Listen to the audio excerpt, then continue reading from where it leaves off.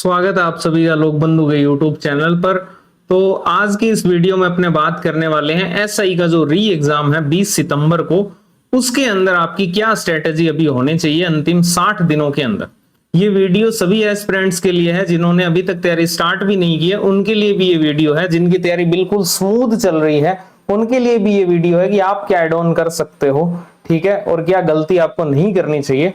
और जिनकी तैयारी शुरुआत में अच्छी थी और अभी डगमगा गए हैं उनके लिए भी ये वीडियो है, ठीक है। सबके लिए ही बात करेंगे इस वीडियो में, एक एक पॉइंट पर अपने डिस्कशन करने वाले हैं कि सिलेबस के कौन कौन से जो टॉपिक हैं वो उन पर आपको फोकस करना चाहिए। करंट अफेयर्स जो है वो कितने मंथ तक का पढ़ना है, ये सारे ही मुद्दे डिस्कस कर लेंगे, एक भी नहीं छोड़ेंगे, ठीक है। इको सर्वे को कैसे पढ़ना है, ये सारी चीजें हो जाएगी। हर सब्जेक्ट पे बात करेंगे, इंडिया जीके।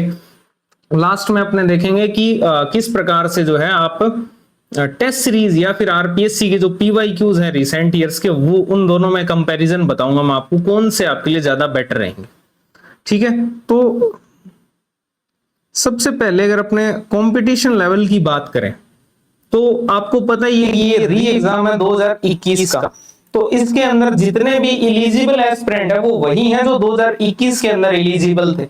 इसका मतलब ये है कि वो 2026 तक आते आते उन्होंने खूब पढ़ाई कर ली और खूब एग्जाम दे लिए हैं। तो वो सारे के सारे जो हैं वो आपके विद्वान ही हैं इस समय, एक प्रकार से।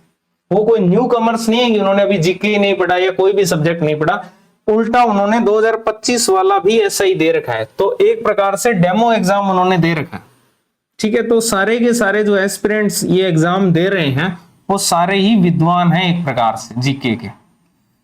अब इसमें जो सबसे बड़ा कंपटीशन है वो किन के बीच में है, देखो जो एसआई 2021 था उसके अंदर टोटल अगर अपने बात करें तो 990 लोग सिलेक्ट हुए थे।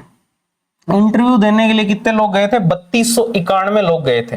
तो ये 3291 लोग जो है, इनमें से अगर अपराधियों को हटा दें तो ऑलमोस्ट लोग जो है वो पेपर देने आएंगे, ठीक है।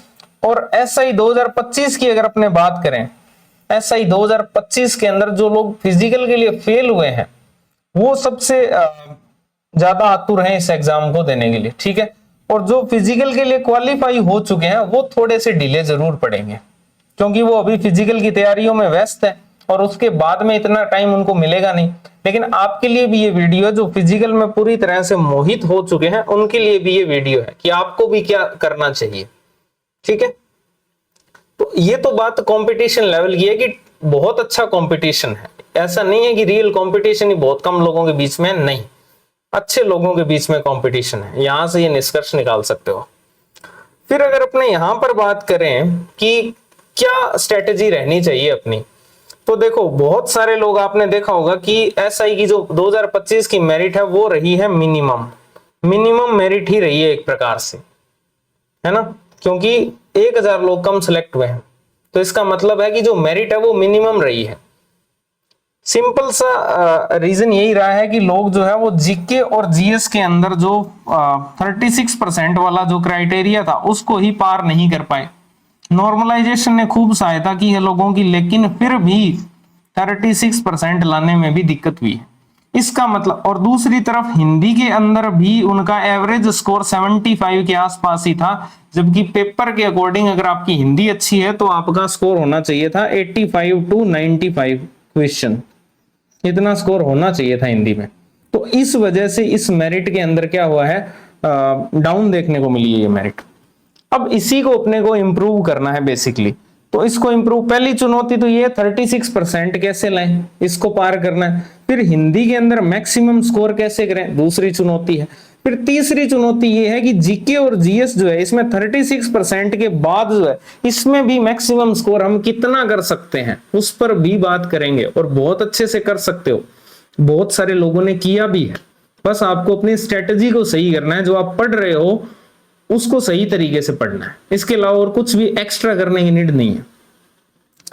अगर अपने इस फॉर्मूले पे काम करें तो पहले बात कर लेते हैं जीके और जीएस की, ठीक है। जीके और जीएस की अगर अपने बात करें तो इसमें करंट अफेयर्स और जो राजस्थान इको सर्वे है इन दोनों को अगर अपने मिला दें तो टोटल 30 क्वेश्चन आराम से आपको देखने को मिलेंगे। 30 क्वेश्चन निश्चित रूप से करंट अफेयर्स और इको सर्वे से आपके आएंगे। और इस बार इको सर्वे नया वाला आएगा, पुराना वाला नहीं आएगा, ठीक है। तो आपको नए वाले इको सर्वे को टारगेट करना है। तो 30 क्वेश्चन आराम से आपको करंट अफेयर्स और इको सर्वे के देखने को मिलेंगे। ठीक है, अब इस 30 क्वेश्चन में से कितने क्वेश्चन ऐसे हैं कि अगर आप इको सर्वे अच्छे से पढ़ लो, क्योंकि इको सर्वे से तो कुछ भी बाहर नहीं जाने वाला। जो इको सर्वे के क्वेश्चन अगर आपके 10 आते हैं तो आप 10 के 10 करने लायक हो जाओगे अगर आपने इको सर्वे अच्छे से पढ़ा है। ठीक है, लेकिन अगर अपने बात करें करंट अफेयर्स के क्वेश्चनों की, तो वो 20 के आसपास क्वेश्चन रहेंगे। उसमें आप टेक के क्वेश्चन भी ऐड कर दो, तो उन 20 में से प्रैक्टिकली अगर आप सही तरीके से करंट अफेयर्स पढ़ रहे हो तो उसमें से आप 14 क्वेश्चन आराम से कर सकते हो। 14 क्वेश्चन बहुत ही आराम से कर सकते हो। 14 नहीं तो आप 12 क्वेश्चन तो कर ही दोगे अगर आपने अच्छे से करंट अफेयर्स पढ़ा है। अभी आएंगे करंट अफेयर्स में कौन से मंथ का सबसे इंपॉर्टेंट है, उसको आपको मैं बताऊंगा आगे। बहुत ही शानदार वीडियो ये रहने वाला है। तो अगर कोई नया है तो चैनल को सब्सक्राइब जरूर कर लेना, और अगर आपको वीडियो पसंद आए तो उसको फिर लास्ट में आप लाइक भी कर सकते हो। ठीक है, तो यहां पर आप ऑलमोस्ट 22 प्रश्न जो है वो पक्के कर सकते हैं सिर्फ करंट अफेयर्स और इको सर्वे से। तो जो लोग फिजिकल की तैयारी कर रहे हैं इस वक्त, या कोई भी एस्पिरेंट है, फिजिकल वालों की तो सबसे इंपॉर्टेंट चीज ही यही है कि आपको करंट अफेयर्स और इको सर्वे को टारगेट करना चाहिए, क्योंकि ये चीजें तो आप कर ही चुके हो ऑलमोस्ट। ठीक है, पिछले एग्जाम में आपने क्या नहीं पढ़ा था, अभी ये वाला करंट अफेयर्स नहीं पढ़ा होगा जो आगे आएगा, और इको सर्वे नहीं पढ़ा होगा नया वाला, तो इसलिए ये करने की नीड है आपको, बाकी कुछ भी करने की नीड नहीं है। लेकिन बाकी एस्पिरेंट्स की अगर अपने बात करें तो उनको और किन किन सेगमेंट्स पे काम करना है। फिर आते हैं मैथ और रीजनिंग। मैथ और रीजनिंग के जो 10 क्वेश्चन आपके देखने को मिलेंगे, जिसमें से कि 6 रीजनिंग के, 4 मैथमेटिक्स के। इसमें भी 2 सिनेरियोज बन जाएंगे आगे की, जिनकी बैकग्राउंड आर्ट्स है या फिर जिनको मैथ्स आती है तो वो तो 10 में से 8 प्रश्न आराम से कर सकते हैं। जिनको मैथ्स नहीं आती है वो फिर रीजनिंग पे ही फोकस रहेंगे। आगे बात करेंगे डिटेल में। तो इन 10 में से आगे देखेंगे कितने मार्क्स जो है मिनिमम अपने प्राप्त कर सकते हैं। साइंस की अगर अपने बात करें तो साइंस के मैं यहां से ये करंट अफेयर्स वाले क्वेश्चन हटा रहा हूं साइंस में से, टेक में से बेसिकली वो मैंने यहां डाल दिए हैं। तो साइंस के मिनिमम 8 क्वेश्चन तो आपको देखने को मिलेंगे ही। फिर राजस्थान जीके के 25 और इंडिया जीके के भी लगभग 25-25 प्रश्न आपको देखने को मिलेंगे, जिसमें से आप सही तैयारी के थ्रू चॉइस क्वेश्चन इजीली कर सकते हो, आराम से कर सकते हो, बहुत ही आराम से। बेसिक भी पढ़ लोगे ना तो भी चॉइस क्वेश्चन हो जाएंगे। पर ये जो हवा बना रखा है ना, ये बहुत खतरनाक है भाई, कि 36% ही नहीं आ रहे। जिसकी तैयारी है ना, कोई नहीं रोक सकता उसको 36% लाने से। यद्यपि पेपर हार्ड है, इसमें कोई संदेह नहीं है कि पेपर हार्ड है। 2021 वाला एसआई और अब वाला एसआई को कंपेयर करोगे तो कंपैरिजन ही नहीं है कोई। लेकिन फिर भी इतना भी हार्ड नहीं हुआ है कि 36% ही ना लाया जाए। अगर अपने बात करें कि एक एवरेज स्कोर कितना किया जा सकता है बेसिक पढ़ाई करके भी, तो इसमें आप इजीली जो है 60 क्वेश्चन कर सकते हो 100 में से, अच्छी पढ़ाई करके। 100 में से 60 प्रश्न जीके के आराम से किए जा सकते हैं। यानी कि मैक्सिमम अगर अपने स्कोर की बात करें तो आप 60 क्वेश्चन कर सकते हो बहुत ही अच्छे से। अब एक एक करके इन सब्जेक्ट्स की बात करते हैं। ठीक है, पहला अपने करंट अफेयर्स को देख लेते हैं। करंट अफेयर्स की अगर अपने बात करें इसमें, तो आपके करंट अफेयर्स पहला क्वेश्चन तो यही है कि करंट अफेयर्स कितनी तारीख तक का आएगा। तो आपका जो एग्जाम है वो है 20 सितंबर को, और अभी अभी मैंने एक वीडियो बनाई थी जिसमें जनवरी से लेकर जून तक आरपीएससी ने जितने भी एग्जाम करवाए हैं, उनके अंदर जितने भी करंट अफेयर्स के क्वेश्चन आए हैं वो सारे मैंने आपको सोल्व करवाए थे। उसमें आपको पैटर्न बताया था, करंट अफेयर्स किस पैटर्न पे पूछा जा रहा है, क्या क्या चीजें वो पूछ रहे हैं, कितने मंथ तक का पूछ रहे हैं। तो उसमें कंक्लूजन यही है कि वो 20 सितंबर को अगर आपका एग्जाम है तो 45 दिन माइनस कर दो इसमें से। अगर इसमें से मैं 45 दिन माइनस करूं तो ऑलमोस्ट आपके 5 अगस्त बनता है यहां पर, यानी कि 5 अगस्त बर्थडे है मेरा। ठीक है, तो 5 अगस्त तक का करंट अफेयर्स जो है वो पूछेंगे आपसे आरपीएससी के ट्रेंड के अकॉर्डिंग। बट अगर आपको सेफ खेलना है तो मैं कहता हूं आप इसको ज्यादा से ज्यादा 15 अगस्त कर लो, बस इससे ज्यादा मत करना। यानी कि आपके एग्जाम में कितनी तारीख तक का करंट अफेयर्स आएगा, तो 15 अगस्त तक का करंट अफेयर्स आपके एग्जाम में आ सकता है। इससे ज्यादा नहीं होगा, इससे कम ही होगा, है ना। हो सकता है 10 अगस्त तक का ही आए, हो सकता है 5 अगस्त तक का ही आए, ठीक है ना। तो ये चीज आपको ध्यान रखनी है, 15 अगस्त तक का ही करंट अफेयर्स आएगा, इसके बाद वाला पढ़ने का कोई सेंस नहीं। फिर दूसरा सवाल, दूसरा जो एनालिसिस था वो ये था कि सबसे ज्यादा करंट अफेयर्स के क्वेश्चन किस मंथ में से आते हैं, किस मंथ में से आते हैं। तो जो आपके नजदीकी 2 महीने होते हैं, तो यहां पर कौन सा हो जाएगा, एक तो जुलाई हो जाएगा, एक हो जाएगा आपके जून, और एक अगस्त का अंश हो जाएगा। तो इन 3 महीनों का आप बेसिकली ये तो 3 है ही नहीं, ये तो कुछ पोर्शन है इसका। ये जो 2 महीने हैं और कुछ ये हिस्सा है वो सबसे ज्यादा महत्वपूर्ण है। मैक्सिमम क्वेश्चन आपको यहीं से देखने को मिलेंगे करंट अफेयर्स के, ठीक है। मैक्सिमम क्वेश्चन आपको यहीं से देखने को मिलेंगे। तो अब आपका एक डाउट तो ये सॉल्व हो गया कि कितनी तारीख तक का आएगा। दूसरा है कौन से महीनों का सबसे इंपॉर्टेंट है, वो भी मैंने बता दिया। अगली अगर अपने इसमें बात करें कि जो करंट अफेयर्स है वो डेप्थ में किन किन मंथ गएगा, तो जून, जुलाई और अगस्त 15 तक का मान लो। इनकी क्या स्ट्रेटेजी रहनी चाहिए, तो इनके लिए आपको 2 सोर्सेज यूज करने चाहिए करंट अफेयर्स के। 2 सोर्सेज क्यों यूज करने चाहिए, 2 सोर्सेज इसलिए यूज करने चाहिए क्योंकि इनका करंट जो है वो डेप्थ में पूछेंगे। 2 सोर्सेज पढ़ने का ये फायदा है कि एक तो आपका रिवीजन और अच्छा हो जाएगा, दूसरा ये है कि मान लो आप जिस सोर्स को फॉलो कर रहे हो, ठीक है, और जैसे ही आप दूसरा सोर्स पढ़ोगे तो उसमें बहुत सारी चीजें नई भी मिल सकती है आपको, ठीक है, तो वो आप उसमें ऐड ऑन कर लेना, वो आपको फायदा दे देगी। इसके अलावा कुछ कुछ चीजें आप खुद से भी रिसर्च कर सकते हो। आपको लगता है ना कि ये न्यूज, जैसे आप जो द्वारिका प्रसाद सम्मान वाला प्रश्न था पीयूष मिश्रा को दिया गया था, उसमें पूछा था कि ये स्टार्ट कब हुआ था, तो ऐसी कोई चीज है तो उसको आप गूगल पे डाल के थोड़ी सी बैक स्टोरी भी उसकी जान सकते हो, इंफॉर्मेशन वहां से भी ले सकते हो, तो खुद से भी कर सकते हो थोड़ी बहुत। सिर्फ किसके लिए, जुलाई जून वाले मंथ के लिए और अगस्त वाले के लिए, ठीक है। तो 2 सोर्सेज इसके लिए आप यूज करें, जिसमें अगर आप लोकबंधु का करंट अफेयर्स पढ़ रहे हो तो और कोई उठा लो, ठीक है, उसमें कुछ एड ऑन मिलते हैं तो कर लो। कोई अन्य पढ़ रहे हो तो आप हमारा वाला करंट अफेयर्स उठा के यहां से एड ऑन कर सकते हो बहुत सारी चीजें, ठीक है।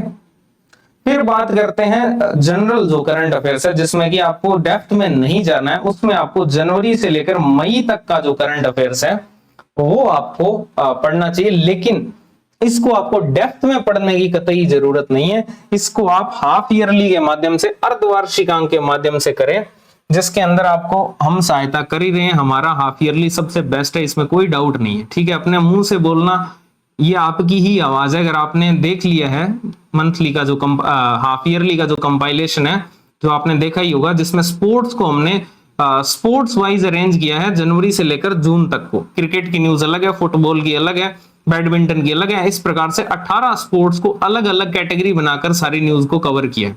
साइंस टेक्नोलॉजी को अलग अलग टाइप से हमने कंपाइल किया है। स्पेस टेक्नोलॉजी के अंदर भी हमने पार्ट्स बनाए हैं किस प्रकार से, डिफेंस को भी अलग तरीके से डिजाइन किया है। तो ऐसे 7 टेक्नोलॉजीज जो है उनको अलग अलग तरीके से कंपाइल किया है, और इसी प्रकार से सारा का सारा कंपाइलेशन आपको मिलने वाला है, ठीक है। कहां पर मिलेगा, तो डिस्क्रिप्शन में टेलीग्राम चैनल का लिंक है, वहां पर 2 फाइल अभी आ चुकी है, साइंस टेक्नोलॉजी की और आपके स्पोर्ट्स की, ठीक है। और जुलाई के एंड तक आपके पास में सारी फाइल्स आ जाएगी, तो वहां से आप ये हाफ ईयरली जो है कंप्लीट कर सकते हो। जनवरी से मई तक आप यहां से इजीली पढ़ सकते हो, इसके अलावा आपको कुछ भी पढ़ने की नीड नहीं है। इसमें भी आप जनवरी से लेकर जो मार्च तक का करंट अफेयर्स है उसको तो ऑलमोस्ट छोड़ भी सकते हो, ऑलमोस्ट छोड़ सकते हो।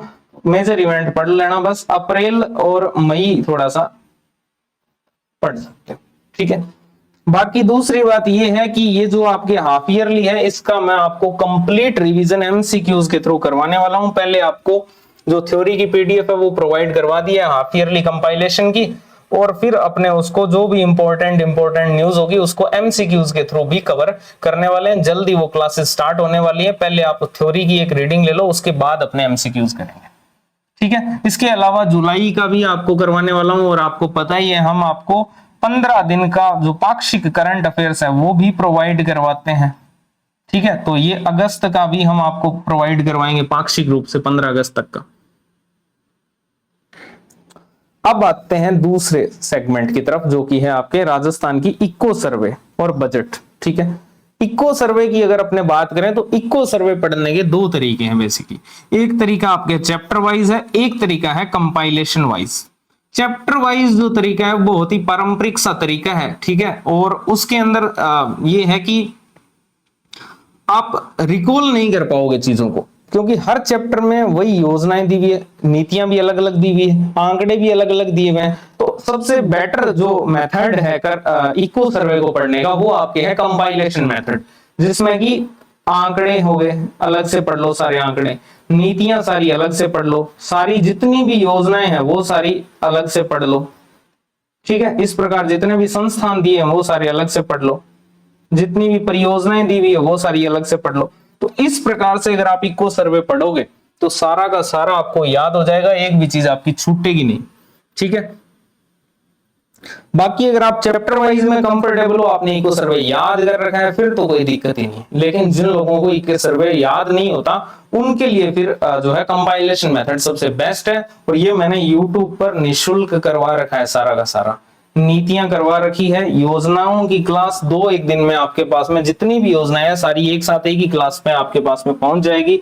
आंकड़े और बाकी जितनी भी चीजें बच गई है, बाकी ये जो इको सर्वे है इसको भी मैं आपको कंप्लीटली रिवाइज करवाने वाला हूं एमसीक्यूज के थ्रू, अलग अलग सेगमेंट वाइज कंपाइलेशन मोड में। जैसे आंकड़ों की क्लास आने वाली है कुछ दिनों में एमसीक्यूज की, फिर नीतियों की क्लास आने वाली है, योजनाओं की क्लास आने वाली है।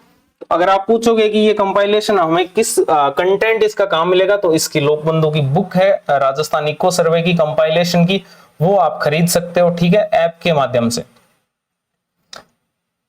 तो ये बात हुई इको सर्वे की। ठीक है, इको सर्वे का और करंट अफेयर्स दोनों का ही आपको एमसीक्यू रिवीजन मैं करवा दूंगा। अब अपने यहां पर अगर अपने बात करें मैथ और रीजनिंग की, तो मैथ और रीजनिंग की अगर अपने बात करें तो इसमें आपको देखो बहुत सारी जो चीज है, एक तो प्रैक्टिस कि प्रैक्टिस कितनी करनी है। देखो इसमें इतना भी टाइम मत बिता देना कि बाकी सब्जेक्ट्स को टाइम ही नहीं दे पाओ, प्रैक्टिस इतनी ज्यादा करने की नीड नहीं है।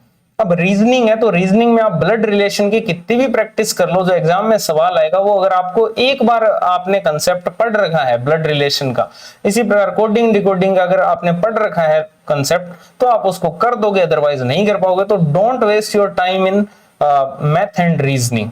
तो इसमें फिर क्या करना चाहिए, तो जो इंपॉर्टेंट कॉन्सेप्ट्स होते हैं, फॉर्मूलाज हो गए कोई, या फिर कोई ट्रिक्स हो गई रीजनिंग के अंदर या मैथ के अंदर, तो उनके आप शॉर्ट नोट्स बना लो बस।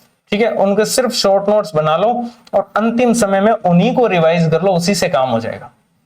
फिर ज्यादा प्रैक्टिस में टाइम खराब मत करना, स्पेशली रीजनिंग में तो आपको ज्यादा प्रैक्टिस में बिल्कुल भी टाइम खराब नहीं करना है।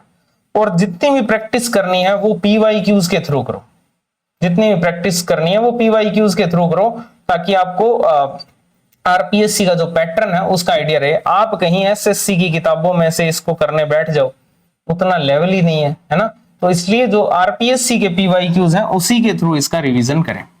ठीक है, अब तीसरी बात ये है कि वैसे तीसरी बात नहीं है, मैथ और जो रीजनिंग है इसमें दो टाइप के एस्पिरेंट होते हैं।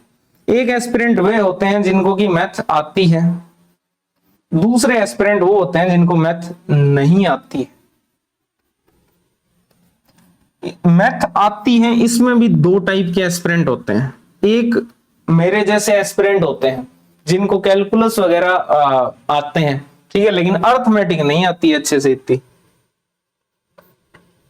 ठीक है ना।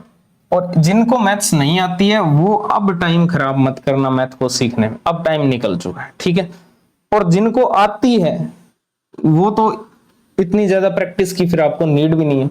लेकिन जिनको मान लो अर्थमेटिक नहीं आती है या फिर उनको दिक्कत आती है अर्थमेटिक के अंदर, तो फिर आपको इसकी प्रैक्टिस कर लेनी चाहिए, क्योंकि आपको मैथ तो आती है, बस अर्थमेटिक ही नहीं आती अच्छे से। तो उसको अगर आप कर लोगे तो आपके जो 4 क्वेश्चन आते हैं मैथ के, चारों के चारों आप सही करके आ जाओ। नहीं तो फिर आप डीआई वाला कर दोगे एक आधा, फिर ब्याज वालों में फंस जाओगे। तो इसलिए इसकी आपको प्रैक्टिस कर लेनी चाहिए, आपके मार्क्स बढ़ सकते हैं यहाँ से। और जिनको नहीं आती है वो अब टाइम खराब मत करना अपना। अब नेक्स्ट आते हैं साइंस के ऊपर।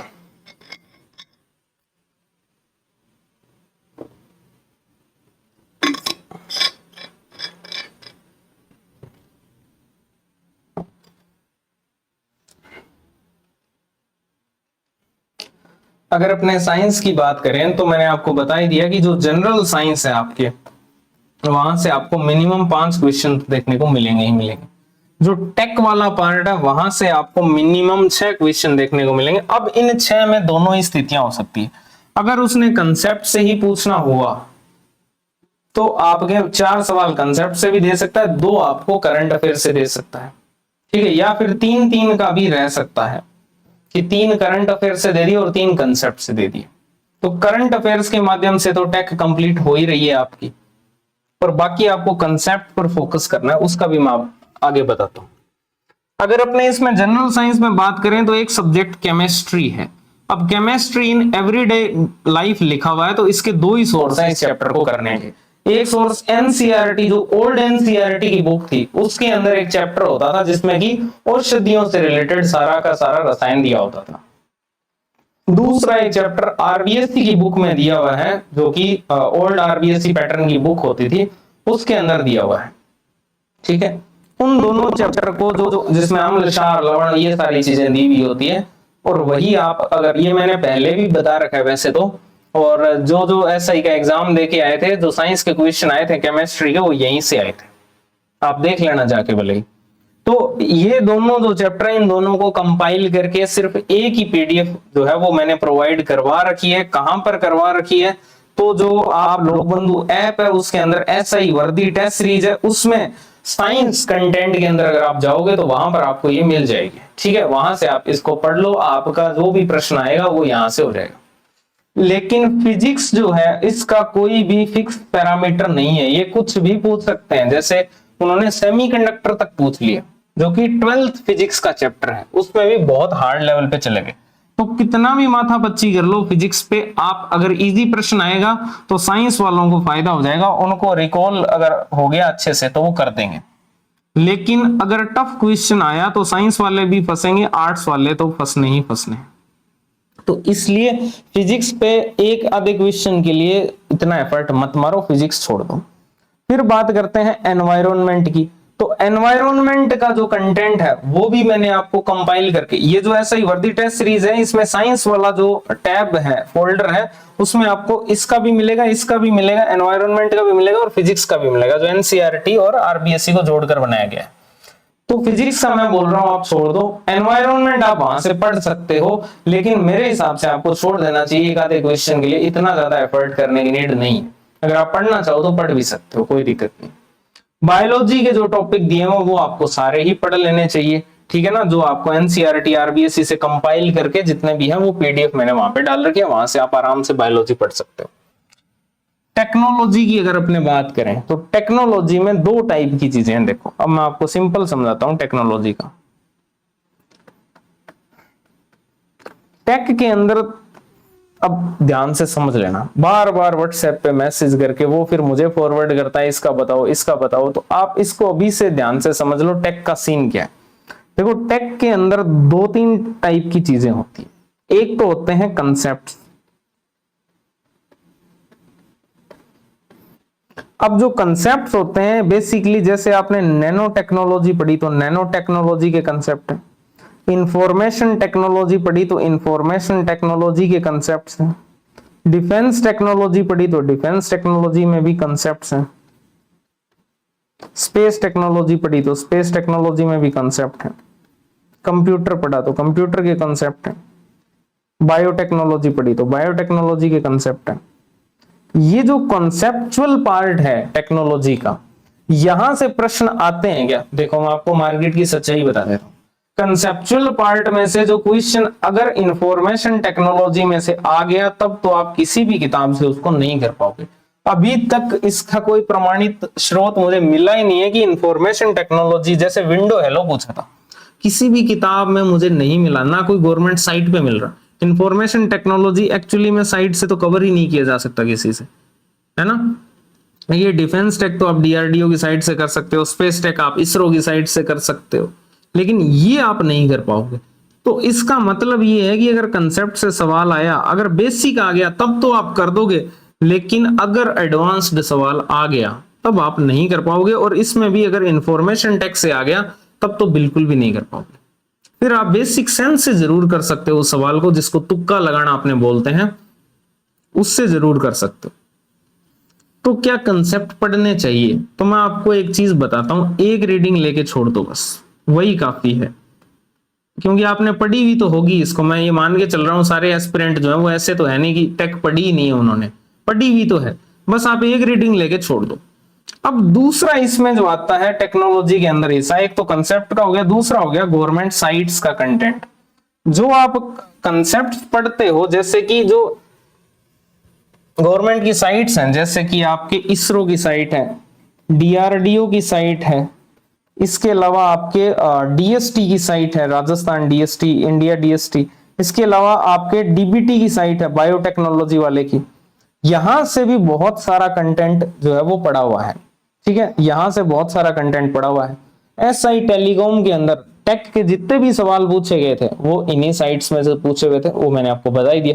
लेकिन जो अगला एसआई हुआ 5 और 6 अप्रैल को, उसमें गवर्नमेंट साइट से कुछ भी नहीं पूछा, एक आधा सवाल पूछा था, इसके अलावा कुछ भी नहीं पूछा गवर्नमेंट की साइट से।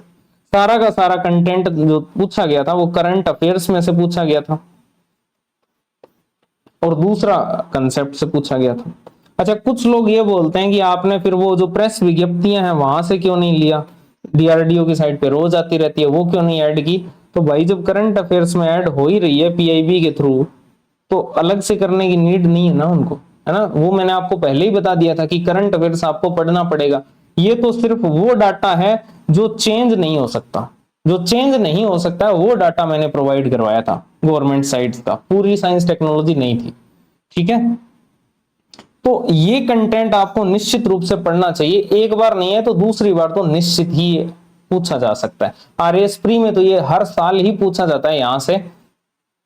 तो क्या ये आपको पढ़ने की नीड है क्या गवर्नमेंट साइट्स? नहीं है नीड, कितना पढ़ लोगे आप, ठीक है। तो इसकी जो पीडीएफ है वो आपको व्हाट्सएप नंबर पे मिल जाएगी वैसे तो, अगर आपको चाहिए तो 9145902683 इस व्हाट्सएप नंबर पे, नीचे भी डिस्क्रिप्शन में भी लिंक दिया हुआ है, वहां से भी आप जा सकते हो। यहां पर ये गवर्नमेंट साइट्स का टेक्नोलॉजी का जितना भी कंटेंट है इसकी आपको पीडीएफ मिल जाएगी। इसके अलावा तीसरा पार्ट आता है टेक्नोलॉजी के अंदर करंट अफेयर्स का। ये आप करंट अफेयर्स के थ्रू मैंने आपको जनवरी से लेकर जून तक का कंपाइलेशन दे ही दिया है, तो यहां से पूरी की पूरी टेक्नोलॉजी साफ, ठीक है।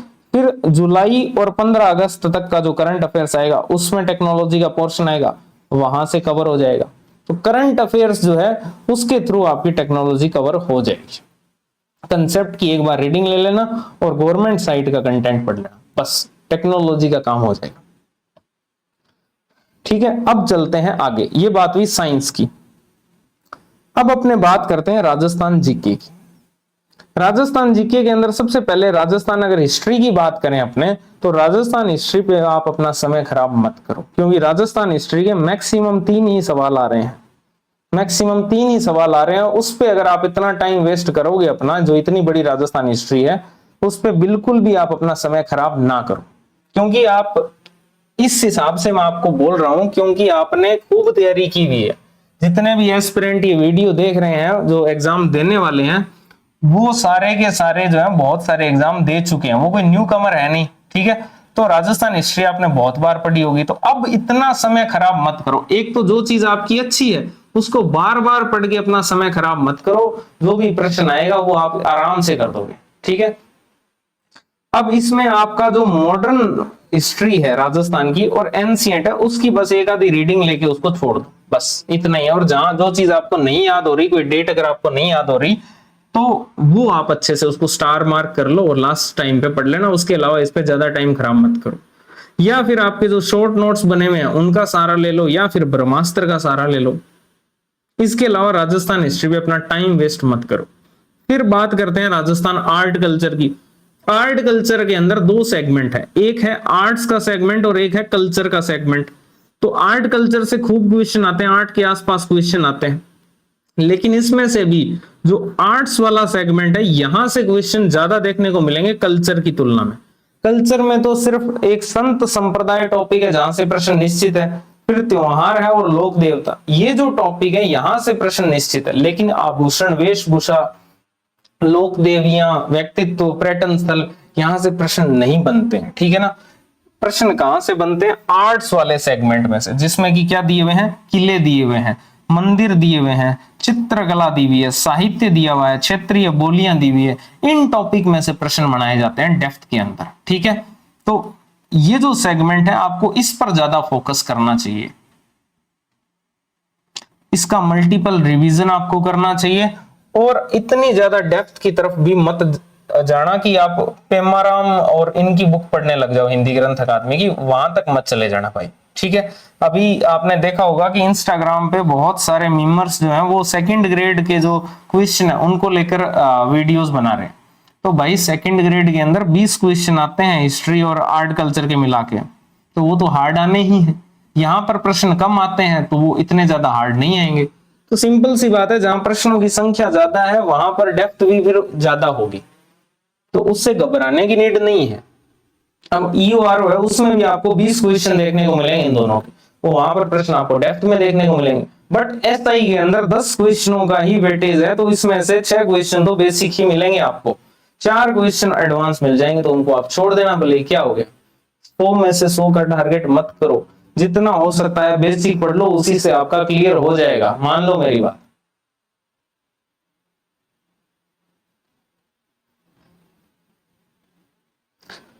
अब बात करते हैं राजस्थान ज्योग्राफी की। ये सबसे ज्यादा स्कोरिंग सब्जेक्ट है, राजस्थान ज्योग्राफी और राजस्थान इको सर्वे, ये सबसे ज्यादा स्कोरिंग है।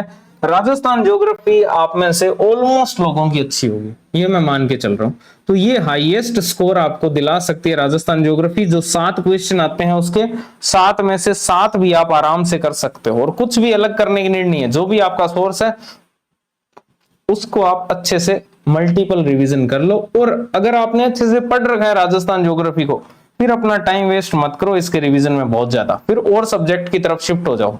क्योंकि अगर आपने पढ़ रखा है तो इसका मतलब आपको याद है, ठीक है। तो बार बार इतना ज्यादा रिवीजन भी मत करो कि और सब्जेक्टों के लिए समय नहीं मिल रहा।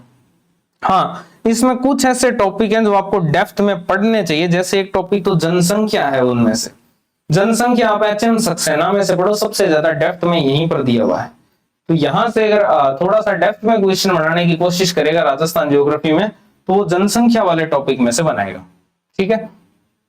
इसके अलावा अभी विभागीय जो रिपोर्ट्स होती है ये मैं आपको प्रोवाइड करवा दूंगा, ये भी प्रोवाइड करवा दूंगा जनसंख्या वाला भी, ठीक है। जो वर्दी टेस्ट सीरीज है उसके अंदर ही प्रोवाइड करवाएंगे, ठीक है, टेलीग्राम पे नहीं मिलेगी है। इसके अलावा ये विभागीय जो रिपोर्ट्स है उसके अंदर जो लेटेस्ट रिपोर्ट है वन विभाग की है, मानसून की रिपोर्ट है, खान विभाग की जो रिपोर्ट है, ये भी इनका भी सिंपलेस्ट वर्जन जो है वो आपको मैं प्रोवाइड करवा दूंगा, ठीक है ना। तो ये रिपोर्ट्स भी आपको पढ़नी चाहिए। आपने देखा होगा मानसून रिपोर्ट से प्रश्न आया हुआ था, ठीक है, वन रिपोर्ट से प्रश्न आता ही आता है, प्रशासनिक प्रतिवेदन से। इसके अलावा खनिज जो है वहां से प्रश्न आता है। तो ये जो रिपोर्ट्स होती है ज्योग्राफी में, ये चैलेंजिंग टास्क है, ये आपको प्रोवाइड करवा दूं। बाकी तो आप ज्योग्राफी जैसे नॉर्मल पढ़ रहे हो, कुछ भी अलग करने की नीड नहीं है। फिर आते हैं मेरे वाले सब्जेक्ट पे, राजस्थान पॉलिटी, ठीक है। राजस्थान पॉलिटी की अगर अपने बात करें तो राजस्थान पॉलिटी का सिंपल सा मेथड आपको बताता हूं। पहले पैटर्न ये चलता था कि राजस्थान पॉलिटी के अंदर जो फैक्ट्स होते थे वो बहुत ही खतरनाक फैक्ट्स पूछते थे, जो कि किताबों के अंदर मौजूद ही नहीं होते थे।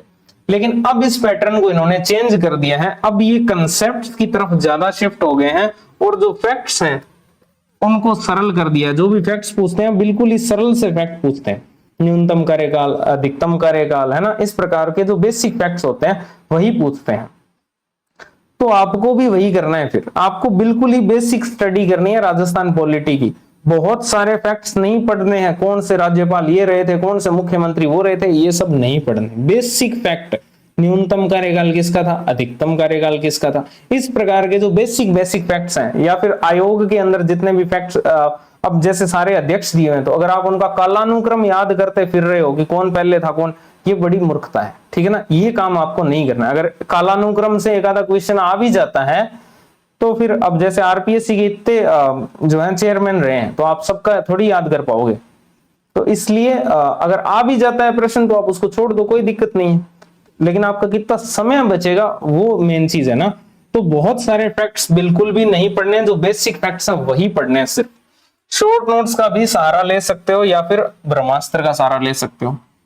हाँ, आर्टिकल्स और उनके जो सब आर्टिकल्स हैं ये आपके सारे ही क्लियर होने चाहिए, है ना। इसके अलावा आयोग आपको कर लेने चाहिए, 2 क्वेश्चन तो आयोगों में से ही देखने को मिल जाएंगे। महिला और बाल अपराध में क्या कंटेंट पढ़ना है मैंने आपको बता ही दिया है। आप कहीं एक्ट पढ़ने जा रहे हो, पहले भी बताया था कि महिला और बाल अपराध में एक्ट्स के पीछे मत भागना, यहां से प्रश्न नहीं पूछेगा, राजस्थान के कॉन्टेक्स्ट में ही प्रश्न पूछेगा और वो उसने पूछे थे। तो इसमें क्या कंटेंट पढ़ना है वो मैंने आपको बता रखा है। टेलीग्राम चैनल पर ICDS नाम से सर्च कर लेना, एक PDF मिलेगी आपको, उसमें से प्रश्न पूछे थे, ठीक है। वो ऑफिशियल है, महिला और बाल आधिकारिकता जो निदेशालय है उसकी जो प्रशासनिक रिपोर्ट है वहां से उसने प्रश्न बनाया था। बेसिक फैक्ट्स की तरफ फोकस करना है, कोई करंट अपडेट हुई होगी तो वो आपको राजस्थान के करंट अफेयर्स में मिल ही जाएगी, ठीक है। ये राजस्थान पॉलिटी का फंडा है। अब बात करते हैं इंडिया जीके की।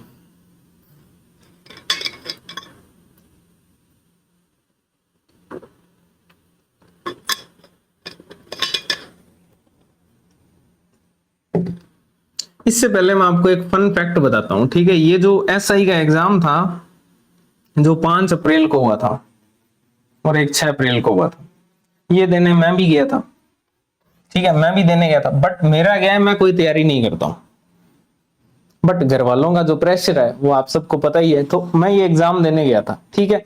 और मैं आपको एक चीज बता देता हूं, मैंने लास्ट जो पढ़ा था वो पढ़ा था जुलाई 2024। हाँ, अब RAS मेंस यहाँ हुआ था 20 और 21 जुलाई को हुआ था, तो जुलाई 2024 के अंदर मैंने लास्ट पढ़ा था किसी भी एग्जाम की तैयारी के लिए। उसके बाद से मैंने कुछ भी नहीं पढ़ा है किसी एग्जाम की तैयारी के लिए।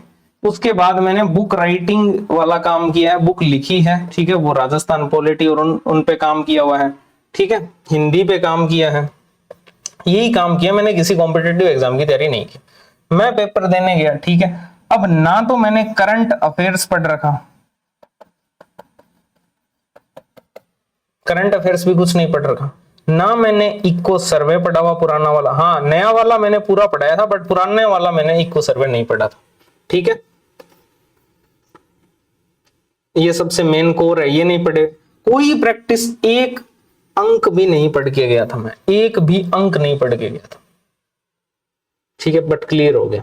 हिंदी में मुझे लगता है 90, मैं आपको ये बताता हूं मैंने मिलाया तक नहीं, इतना भी समय नहीं है मेरे पास में कि मैं उसको मिला लूं, मिलाया भी नहीं मैंने कितने मार्क्स हैं, ठीक है। रिजल्ट वाले दिन ही किसी ने बताया कि आपका हो गया। तो ये बात बताने का उद्देश्य था कि ये जो 36% वाला जो हवा बना रखा है मार्केट, अच्छा हिंदी में तो 90+ के आसपास है शायद आराम से, ठीक है। तो ये जो 36% वाला जो हवा बना रखा है, आप सोचो कि अगर कोई बंदा बिना पढ़े भी 36% वाला बैरियर पार कर रहा है, इसका मतलब क्या है, इसका मतलब है सबकी एक ही की है, वो है कॉन्फिडेंस और जीरो प्रेशर। प्रेशराइज नहीं होना है 1% भी आपको। अगर आप अब देखो, मैं एग्जाम देने, मेरे अंदर कोई भाव ही नहीं है उस एग्जाम के प्रति, तो रिजल्ट आया उससे मेरे मन में कोई भाव ही नहीं है, ठीक है, मुझे कोई खुशी नहीं है किसी भी प्रकार की। बट आपका सिलेक्शन होगा, आपको 100% खुशी होगी। मेरी खुशी जो है वो आप लोगों का सिलेक्शन करवाने में, अपना सिलेक्शन लेने में खुशी नहीं है, ठीक है। तो सबसे मेन जो की फैक्टर है वो एक तो कॉन्फिडेंस है, और कॉन्फिडेंस जो है वो बिना प्रेशर के आना चाहिए, ठीक है। प्रेशराइज बिल्कुल भी नहीं होना है एग्जाम देते टाइम, तब तो आप आराम से कर लोगे, अदरवाइज आप सिली मिस्टेक्स करते ही रहोगे, नेगेटिव मार्किंग के जाल में फंस जाओगे। और सिंपल सी बात ये है यहां पर कि, आवाज आ रही है ना, हाँ, तो इस प्रकार से आप आराम से, अगर आपकी अच्छी तैयारी है, देखो बिना तैयारी के भी, हाँ वो अलग बात है कि मैंने खूब तैयारी की हुई है पहले RAS मेंस की, लेकिन बिना तैयारी के अगर कोई बंदा क्रैक कर पा रहा है तो आप इजीली क्रैक कर दोगे। जहां मैंने करंट अफेयर्स भी नहीं पढ़ा, इको सर्वे भी नहीं पढ़ा, फिर भी मैंने उसको किया है ना, तो आप तो बहुत आराम से कर दोगे। अब आते हैं अपने इंडिया जीके के ऊपर। इंडिया जीके के अंदर अगर अपने बात करें तो इंडियन हिस्ट्री, ठीक है, इंडियन हिस्ट्री की अगर अपने बात करें तो सबसे पहली बात तो एंशिएंट और मिडिवल पे अपना टाइम खराब मत करो। 5 या 6 प्रश्न आने हैं, कोई 1-2 प्रश्न यहां से आएंगे, उसके लिए इतना बड़ा जो समुद्र है उसको पढ़ने की बिल्कुल भी नीड नहीं है। तो एंशिएंट और मिडिवल पे बिल्कुल भी टाइम खराब मत करो। मॉडर्न जो इंडियन हिस्ट्री है उसके भी कुछ टॉपिक ही पढ़ो, सारी को मत पढ़ो। जैसे कि भारतीय राष्ट्रीय आंदोलन का जो गांधीवादी चरण है 1919 से 1947 तक का, वो आपको पूरा पढ़ लेना चाहिए। उसके अंदर जितनी भी एक्टिविटीज हुई 1919 से 1947 वो सारी आपको पढ़ लेनी चाहिए। वहां से प्रश्न निश्चित रूप से देखने को मिलेगा। समाज सुधार आंदोलन आपको अच्छे से पढ़ लेना चाहिए, यहां से एक प्रश्न निश्चित ही देखने को मिलेगा। राज्यों का पुनर्गठन और राष्ट्रीय एकीकरण, ये जो टॉपिक है यहां से एक प्रश्न। गवर्नर जनरल और वायसराय भी डिफेंस के लिए आपको पढ़ लेने चाहिए। बस इतने ही टॉपिक पढ़ के आप आराम से जो है हिस्ट्री के अंदर जो है 4 आउट ऑफ 6 या फिर 3 आउट ऑफ 5 का स्कोर आराम से कर सकते हो। ठीक है, आराम से कर सकते हो। इसका मतलब ये है कि इंडियन हिस्ट्री में बहुत सब नहीं पढ़ना है, सिर्फ इतने टॉपिक पढ़ो, काम हो जाएगा आपका। अगर आपको यकीन नहीं हो रहा हो तो आप पुराना, यही चीज मैंने पहली स्ट्रेटेजी वीडियो में बताई थी, वहां देख लेना। 5 और 6 अप्रैल में जो क्वेश्चन आए थे वो यहीं से मिलेंगे और आगे भी यहीं से मिलेंगे। अब बात करते हैं इंडियन ज्योग्राफी और वर्ल्ड ज्योग्राफी की। तो देखो, इंडियन ज्योग्राफी और वर्ल्ड ज्योग्राफी की जो समस्या है, पहली बात तो कितने प्रश्न आते हैं, तो 8 या 9 क्वेश्चन आपको देखने को मिलेंगे। स्कोरिंग जरूर है लेकिन थोड़े से आजकल डेप्थ में पूछने लग गए हैं, बस और कुछ नहीं है। तो इसको पढ़ने का तरीका क्या है, या तो आप अपने सोर्स से पढ़ सकते हो, जो मैंने आपको बता रखे हैं सोर्स, आप उनसे पढ़ सकते हो, या फिर आपको दूसरा तरीका भी मैं बता देता हूं। अगर आप उनसे नहीं पढ़ना चाहते हो तो हम आपको जल्द ही जो है ज्योग्राफी की जो क्वेश्चन बुकलेट है, जो हमने अपनी टेस्ट सीरीज के अंदर क्वेश्चन बनाए हैं, उनकी जो बड़ी बड़ी एक्सप्लेनेशन है उसके अंदर हमने सारे ही कंसेप्ट कवर कर दिए इंडियन ज्योग्राफी और वर्ल्ड ज्योग्राफी के। तो वो हम आपको जल्द ही प्रोवाइड करवाने वाले हैं 1-2 दिन के अंदर, तो वहां से भी आप पढ़ सकते हो। ठीक है, वहां पर करंट अपडेट्स भी आपको देखने को मिल जाएंगे। तो ये सिंपल सी बात है, इस प्रकार से आप ज्योग्राफी तैयार कर सकते हो। अब आते हैं अपने इंडियन इकोनॉमी के ऊपर। तो इंडियन इकोनॉमी को अगर अपने 2 हिस्सों में बांटे तो इसके अंदर एक भाग तो है कंसेप्ट से रिलेटेड, जिसको अपने इकोनॉमिक्स बोलते हैं, और दूसरा भाग जो है वो है आपके व्यवहारिकता से रिलेटेड, जो कि इकोनॉमी कहलाता है। ठीक है, अब जो इकोनॉमिक्स कंसेप्चुअल पार्ट है उसको आप महेश वर्णवाल की बुक में से पढ़ सकते हो। ठीक है, जिसमें कि आप मुद्रास्फीति टॉपिक हो गया, बैंकिंग टॉपिक हो गया, है ना, इसके अलावा राजकोषीय नीति हो गया, ये जो टॉपिक है ये आप अच्छे से पढ़ सकते हो वहां से। इसके अलावा मैंने और भी जो इंपॉर्टेंट टॉपिक थे इकोनॉमी के, सारे नहीं पढ़ने हैं, जो इंपॉर्टेंट टॉपिक जहां से प्रश्न बनते हैं, शेयर मार्केट हो गया जैसे, है ना, ये टॉपिक आप इस बुक में से पढ़ सकते हो, या आपके पास में जो भी सोर्स है उससे भी आप पढ़ सकते हो, कोई दिक्कत नहीं है। ठीक है, यहां से जो प्रश्न आएंगे वो कंसेप्चुअल प्रश्न आएंगे सारे। लेकिन जो आपका इंडियन इको सर्वे है वहां से कुछ टॉपिक ऐसे हैं जैसे विदेशी व्यापार हो गया, है ना, इसके अलावा कृषि है, अर्थव्यवस्था के जो क्षेत्र हैं, उद्योग हैं, ये जो टॉपिक है। इसके अलावा एचडीआई जो है, एचडीआई एक टॉपिक है जो कि इकोनॉमी के अंदर आएगा बेसिकली। इसका दोनों ही पोर्शन है, इकोनॉमिक्स भी है, इकोनॉमी भी है। तो एचडीआई की तो पीडीएफ मैंने आपको फुल डेप्थ में डाल ही रखी है टेलीग्राम पे, जो आरएएस प्री न्यू टॉपिक्स में एचडीआई और उससे संबंधित सूचकांक भी शामिल है, तो वहां से आप एचडीआई पढ़ सकते हो। ठीक है, आप जहां से पढ़ रहे हो उससे बहुत ज्यादा डेप्थ में एचडीआई वहां पर मिलेगा आपको। ठीक है, तो वहां से आप एचडीआई कवर करना। इसके अलावा ये जो टॉपिक है ये मैं आपको जल्द ही करवाने वाला हूं एमसीक्यूज के थ्रू। इंडियन इको सर्वे भी मैं आपको एमसीक्यूज के थ्रू करवाने वाला हूं। यानी मैंने आपको 3 चीजें बता दी अभी। एक तो करंट अफेयर्स सारा का सारा एमसीक्यूज के थ्रू करवाने वाला हूं आपको, एक राजस्थान का इको सर्वे करवाने वाला हूं एमसीक्यूज के थ्रू, एक इंडियन इको सर्वे एमसीक्यूज के थ्रू। ठीक है, और इनका थ्योरी कंटेंट भी आपको प्रोवाइड करवा दिया जा रहा है। ठीक है, ये करंट अफेयर्स कहां मिल रहा है, तो ये लोकबंधु 2025 नहीं sorry Lokbandhu current affairs, Lokbandhu current affairs Telegram channel है, यहां पर मिलेगा, डिस्क्रिप्शन में भी लिंक दिया हुआ है। ठीक है, इसके बाद इंपॉर्टेंट टॉपिक ही पढ़ने हैं, जैसे कि एचडीए एक इंपॉर्टेंट टॉपिक है, और ये जो टॉपिक मैंने आपको बता रखे हैं इससे पहले वाली वीडियो में भी मैंने इंडियन इकोनॉमिक्स के इंपॉर्टेंट टॉपिक बता रखे हैं। सिर्फ आप वही पढ़ लोगे, वहीं से आपका काम हो जाएगा, 100% पढ़ने की नीड नहीं है। इंडियन पॉलिटी का सिंपल सा मंत्र है, सारा सिलेबस मत पढ़ो, इंपॉर्टेंट टॉपिक ही पढ़ो। कौन कौन से टॉपिक इंपॉर्टेंट है तो ये मैंने पहले उस वीडियो में बता रखा है। वो वीडियो अगर आपने नहीं देखी ऐसा ही री एग्जाम स्ट्रेटेजी वाली तो यहाँ पर आ गई होगी, उसको देख लो, ठीक है। वहां से इंडियन पॉलिटी वाले इंपॉर्टेंट टॉपिक आपको मिल जाएंगे, जैसे कि 1919 और 1935 का एक्ट हो गया, यहाँ से निश्चित ही आपको प्रश्न देखने को मिलेगा, है ना। संविधान सभा में से आपको प्रश्न देखने को मिलेगा, न्यायपालिका में से प्रश्न देखने को मिलेगा। इस प्रकार से आपको जो मेन टॉपिक बताए हुए हैं उन्हीं को अगर आप कर लोगे अच्छे से तो आपका काम हो जाएगा। जो भी सोर्स अब तक आप सोर्स तो पढ़ ही रहे हो इंडियन पॉलिटी के लिए, कोई भी अलग सोर्स पढ़ने की नीड थोड़ी है, ठीक है।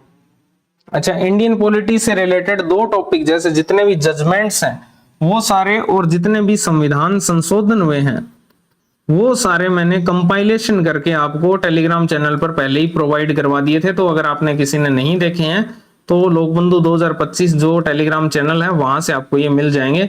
तो इन दो टॉपिक को तो आप ऐसे कंपाइलेशन मोड में पढ़ सकते हो,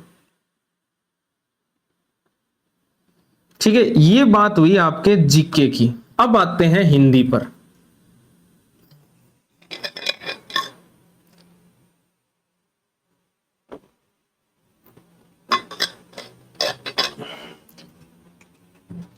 तो बेसिक सी बात यह है कि अगर आपने बहुत अच्छे से तैयारी कर ली तो जीके में 36% तो कुछ ही नहीं है, आप 60% तक स्कोर कर सकते हो आराम से, ठीक है। और अगर आप हिंदी में अगर 90% ले आते हो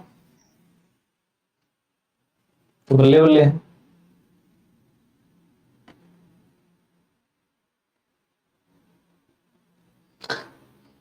अब बात करते हैं हिंदी की। हिंदी में मैक्सिमम मार्क्स कैसे प्राप्त करें। देखो, जो सरल टॉपिक हैं जैसे कि संधि आपने बहुत बार पढ़ रखी है। अब जिसको संधि नहीं आती है, जैसे जिनकी हिंदी कमजोर है बेसिकली, तो उनकी कमजोरी यहीं से स्टार्ट हुई है। आपको संधि अच्छे से नहीं आती इसलिए आपकी हिंदी कमजोर है, ठीक है। तो जिनको संधि अच्छे से नहीं आती अभी भी समय है, आप संधि को किसी टीचर के थ्रू, यूट्यूब के थ्रू आप अच्छे से पढ़ लो। अगर आपने संधि अच्छी कर ली तो उपसर्ग सही हो जाएगा, बाकी और जितने भी टॉपिक है वो संधि से ही रिलेटेड है। तो अगर आपने संधि अच्छे से पढ़ ली तो आपके सारे टॉपिक जो है ऑलमोस्ट अच्छे से कवर हो सकते हैं, ठीक है। जिनको नहीं आती है उनके लिए। अब बात करते हैं जिनकी हिंदी अच्छी है उनको क्या चुनौतियां मिल सकती है। देखो, जो सरल टॉपिक है जैसे संधि हो गई, समास हो गया, है ना, उपसर्ग हो गए, आपके क्रिया हो गई, संज्ञा सर्वनाम, इस प्रकार के टॉपिक, अव्यय हो गए, व्याकरणिक कोटियां हो गई, ये जो सरल टॉपिक है इन पे आप अपना समय ज्यादा बर्बाद मत करो, क्योंकि इनकी कितनी भी प्रैक्टिस कर लो जो एग्जाम में क्वेश्चन आएगा वो तो आप कर ही दोगे। तो फिर इतनी ज्यादा मेहनत करने की इन पे नीड नहीं है, क्योंकि आपने ऑलरेडी इन पे मेहनत की हुई है। फिर आपको मेहनत कहाँ करनी चाहिए, तो जो टॉपिक आपके लिए चैलेंज पेश करेंगे उन टॉपिक पे आपको मेहनत करनी चाहिए। जैसे कि पारिभाषिक शब्दावली, पारिभाषिक शब्दावली के 10 क्वेश्चन आते हैं, ठीक है। अब ये जो है पारिभाषिक शब्दावली, ये मैंने लगभग 13 घंटे के अंदर जो गृह मंत्रालय के 5468 शब्द हैं वो सारे के सारे आपको पढ़ा रखे हैं, ठीक है।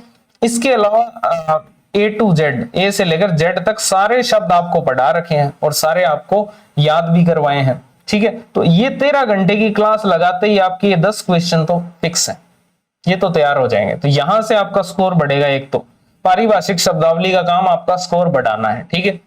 फिर मुहावरे, लोकोक्ति, मुहावरे और लोकोक्तियों की अगर अपने बात करें तो इसके 10 क्वेश्चन आने हैं। अब ये जो प्रश्न आ रहे हैं मुहावरे लोकोक्तियों के, जो आपकी बेसिक बुक्स हैं जैसे राघव प्रकाश है, यहां से नहीं पूछते हैं, कुछ कुछ ही पूछते हैं। कहां से पूछते हैं आप सबको पता है, मैंने बहुत बार बता रखा है आपको, भोलानाथ तिवारी की जो बुक है वहां से पूछते हैं। अब चुनौती ये है कि क्या भोलानाथ तिवारी की बुक को पढ़ा जा सकता है क्या पूरा, तो मुहावरे वाली को तो पॉसिबल है लेकिन लोकोक्ति को पढ़ना मुश्किल है। लेकिन जो महत्वपूर्ण लोकोक्तियां इस बुक में दी हुई है वो आप पढ़ सकते हो, ठीक है। मैं लास्ट में आपको एमसीक्यूज के थ्रू भोलानाथ तिवारी की बुक में जितने भी महत्वपूर्ण मुहावरे हैं और जितनी भी महत्वपूर्ण लोकोक्तियां हैं वो एक क्लास में ये सारे रिवाइज करवाने वाला हूं, ठीक है। लेकिन अभी के लिए आप क्या कर सकते हो, तो अभी के लिए मैं आपको बताता हूं। एक तो पारिभाषिक शब्दावली जो गृह मंत्रालय वाला डॉक्यूमेंट है उसके 5468 शब्द जो पीडीएफ है वो 250 पेज की हमने कर दी है इसको, ठीक है। वो आपको जो ऊपर व्हाट्सएप नंबर बताया वहां पे मिल जाएगी। मुहावरे लोकोक्ति भोलानाथ तिवारी की जो बुक है उसको भी पीडीएफ के रूप में कन्वर्ट कर दिया है। ठीक है, ये भी आपको ऊपर जो व्हाट्सएप नंबर बताए थे उस पर मिल जाएगी, जो महत्वपूर्ण लोकोक्ति हैं वो सारी और जो मुहावरे हैं वो।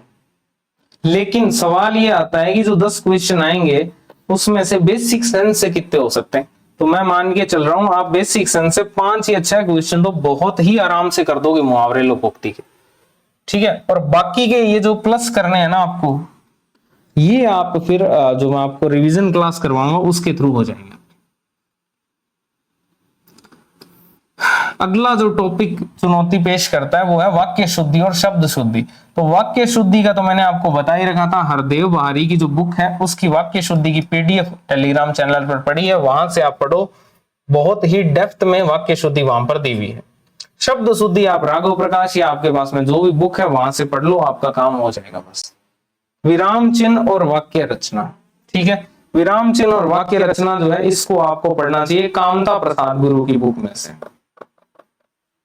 इनकी पीडीएफ भी वर्दी टेस्ट सीरीज में आपको हिंदी वाले फोल्डर में मिल जाएगी। ठीक है, तत्सम तद्भव के 5 क्वेश्चन आते हैं, ये भी एक चैलेंजिंग टॉपिक है। तो तत्सम और तद्भव शब्दों की पहचान के जो नियम का मैंने एक वीडियो है, आप सर्च करना, वहां पर आपको तत्सम और तद्भव शब्दों की पहचान, इसके अलावा इसकी पीडीएफ भी आपको टेलीग्राम चैनल पे मिल जाएगी, वहां से आप पहचान से रिलेटेड ही प्रश्न आने हैं और उनको आप आराम से कर सकते हो। प्रत्यय की अगर अपने बात करें तो प्रत्यय के 5 क्वेश्चन आते हैं और सारे क्वेश्चन आते हैं कामता प्रसाद गुरु की पुस्तक में से।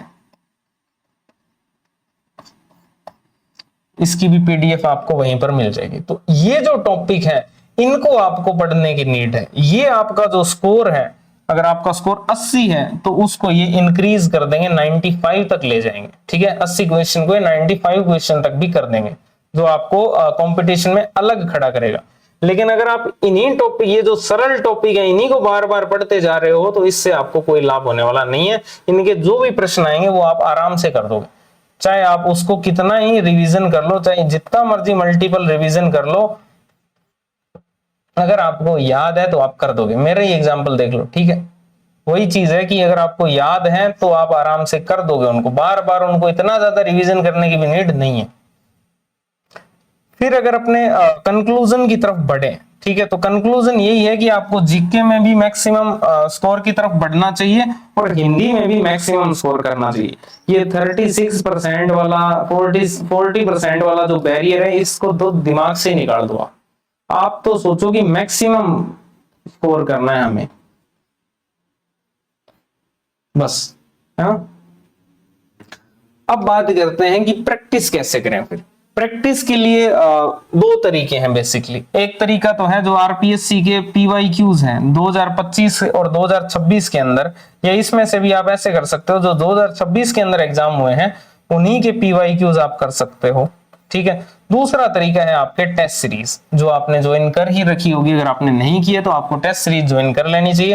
लेकिन कोई अगर व्यक्ति अब करना चाह रहा है टेस्ट सीरीज ज्वाइन, तो उसको फुल लेंथ टेस्ट की जो टेस्ट सीरीज है वो ज्वाइन करनी चाहिए।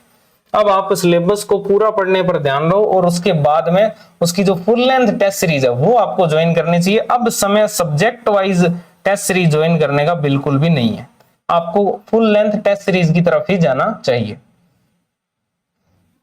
इसका क्या फायदा है? इसका फायदा ये, आप इसमें रैंक देख सकते हो फुल लेंथ टेस्ट सीरीज में कि आपका फाइनल परफॉर्मेंस कैसा हो रहा है, स्कोर देख सकते हो कितना स्कोर कर पा रहे हो आप। ठीक है, और उसको इंप्रूव कर सकते हो। सब्जेक्ट वाइज जो आपके होता है, आप ऐसा भी कर सकते हो, कोई टेस्ट सीरीज ले सकते हो और उसमें जो आपको सब्जेक्ट वाइज टेस्ट है उनकी सिर्फ एक्सप्लेनेशन पढ़ सकते हो आप, और उन्हीं से आप फुल लेंथ टेस्ट दे सकते हो। ऐसा भी कर सकते हो आप अपने कंटेंट और इस एक्सप्लेनेशन से, आपको जो एक्सप्लेनेशन है यहाँ से आपका जो कंटेंट है उसमें बहुत सारी चीजें ऐड ऑन हो जाएंगी। जो भी करंट अपडेट्स हैं आपके सब्जेक्ट के अंदर वो आपको इन एक्सप्लेनेशन में मिल जाएगा, है ना। और बहुत सारे क्वेश्चंस नए नए आपको देखने को मिल जाएंगे। तो ये जो एक्सप्लेनेशंस होती हैं इनका आपको यही फायदा है कि एड ऑन हो जाएगा, वैल्यू एडिशन हो जाएगा आपका कंटेंट। तो ये भी आप कर सकते हो, कोई टेस्ट सीरीज लेके उसमें से सब्जेक्ट वाइज जो है उसकी तो आप सिर्फ एक्सप्लेनेशन पढ़ो और ये जो फुल लेंथ टेस्ट है इसको आप खुद से अटेम्प्ट करो। ठीक है, तो ये चीज है, मतलब टेस्ट सीरीज के फुल लेंथ टेस्ट आपको देने चाहिए और दूसरी चीज ये है कि आरपीएससी के जो पीवाईक्यूज हैं 2026 के, वो आपको निश्चित ही करने चाहिए ताकि आपको आरपीएससी के पैटर्न का आइडिया रहे। तो ये आपकी पूरी की पूरी स्ट्रेटेजी है, जिसका सिर्फ एक ही सार है कि एक तो दबाव नहीं रखना है, बिल्कुल भी दबाव नहीं रखना है। अगर आप अच्छी तैयारी कर रहे हो तो आप इजीली सेलेक्ट हो जाओगे, कोई दिक्कत नहीं आएगी, ठीक है। बस आपको दबाव में नहीं आना है। दूसरा ये है कि ये जो 40% 36% वाला हुआ है, इसको तो दिमाग से बिल्कुल ही निकालना है और इसकी जगह दिमाग में नया हुआ क्या डालना है, मैक्सिमम मार्क्स का स्कोर, हिंदी में भी और जीके में भी। ना सिर्फ हिंदी में, ऐसा नहीं है कि हिंदी में आप 90 का टारगेट कर रहे हो और जीके में 36 का ही, कि 36 बन जाए तो बहुत है ना। मैक्सिमम की तरफ बढ़ो, 60 की तरफ आराम से बढ़ सकते हो। कहां फोकस करना है, करंट अफेयर्स और इको सर्वे पे। बाकी सब्जेक्ट तो आप चलते ही आ रहे हैं, फोकस करो करंट अफेयर्स और इको सर्वे के 30 जो क्वेश्चन है वहां पर, वो मैक्सिमम स्कोर की तरफ ले जाएंगे आपको, ठीक है। और हिंदी में क्या मैक्सिमम स्कोर की तरफ ले जाएगा वो मैंने आपको बता दिया। शब्दावली, लोकोक्तियां, मुहावरे, शब्द शुद्धि, वाक्य शुद्धि, अगर इनको बेटर कर लिया। अच्छा, एक दिक्कत और भी है लोगों के साथ में, लोग क्या करते हैं, तैयारी करते टाइम एक बहुत बड़ी चुनौती का सामना करते हैं। जैसे मान लो किसी का राजस्थान ज्योग्राफी स्ट्रांग है, किसी का राजस्थान पॉलिटी स्ट्रांग है मान लो, बट उनका इंडियन इकोनॉमिक्स कमजोर है, उनका इंडियन पॉलिटी कमजोर है। वो क्या करेंगे आपको पता है, इन्हीं को बार बार रिवाइज करते रहेंगे और इनको टच भी नहीं करेंगे। क्यों? क्योंकि उनके कमजोर है। जबकि होना क्या चाहिए, ये तो आपको आते ही है, तो इनको बार बार रिवाइज क्यों कर रहे हो? क्या वैल्यू एडिशन हो जाएगा इससे? एग्जाम में जो सवाल आएंगे वो तो आप कर ही दोगे, वही आपका अंत उद्देश्य है। इनमें पीएचडी करना तो अंत उद्देश्य नहीं था आपका, लेकिन ये भी तो उतना ही इंपॉर्टेंट रोल प्ले कर रहे हैं, इनको तो आपने टच तक नहीं किया। तो इस डर को निकालो और इन सब्जेक्ट्स को पढ़ो जो आपके वीक हैं और जो एग्जाम में वेटेज लेके बैठे हैं। जैसे इंडियन पॉलिटी और इंडियन इकोनॉमी का खूब वेटेज है एसआई के अंदर, और अगर आपकी ये कमजोर है तो आप इनको टच करो, इनको संन्यास दे दो एक बार, जो आपको अच्छे से आते हैं, ठीक है। तो इन सब्जेक्ट्स की तरफ फोकस करो। चलिए, थैंक यू वेरी मच आप सभी का, बेस्ट विशेस आप सभी को एसआई के एग्जाम के लिए। और ये लास्ट वीडियो ही है, अब ये मत सोचना अंतिम 25 दिन की रणनीति की और ऐसी कोई वीडियो आएगी, इसी से आपका सारा जो है काम हो जाएगा, ठीक है। कुछ भी अलग करने की नीड नहीं है आपको। Thank you very much.